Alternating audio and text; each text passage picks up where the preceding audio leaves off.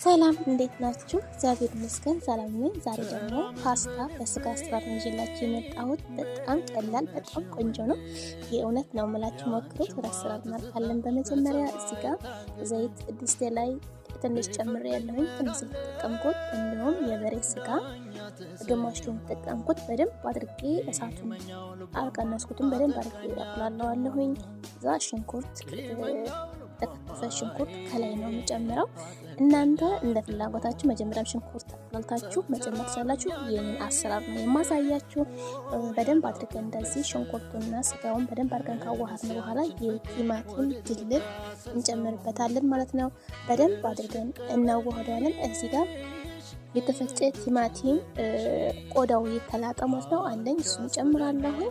በደንብ አድርገን እንደዚህ እሳታችን ቅንስ አድርገን በደንብ አድርገን እናሸዋለን። እዚህ ጋር ቅመማ ቅመም ጨምራለሁ። አንድ ማጂን ከዝበራ፣ ጥቁር ቅመም ወይ ደግሞ ብላክ ፔፐር፣ ኦሪጋኖ እነዚህን የተጠቀምኩት እንዲሁም ፓፕሪካ።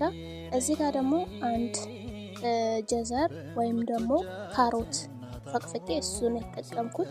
እዚህ ጋር ጨጓራችሁን የሚያማችሁ ካላችሁ ሳልሳ እንደዚህ ቀይ ነገር ስትመገቡ ትንሽ ስኳር ጨምሩበት። በጣም ቆንጆ ነው። ለምን ልስልስ ያደርገዋል የሚያቃጥለውን እሱን እንትን ይሏል።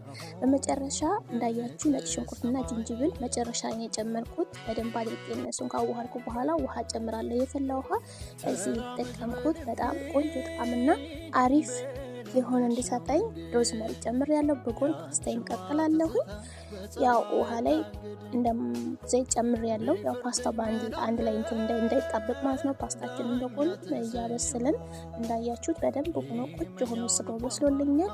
በነገራችን ላይ ሙሉ አሰራሩ ዩቲዩብ ላይ አለ ከነማብራሪያው። ረዘም ያለ ቪዲዮ አለ መመልከት ትችላላችሁ።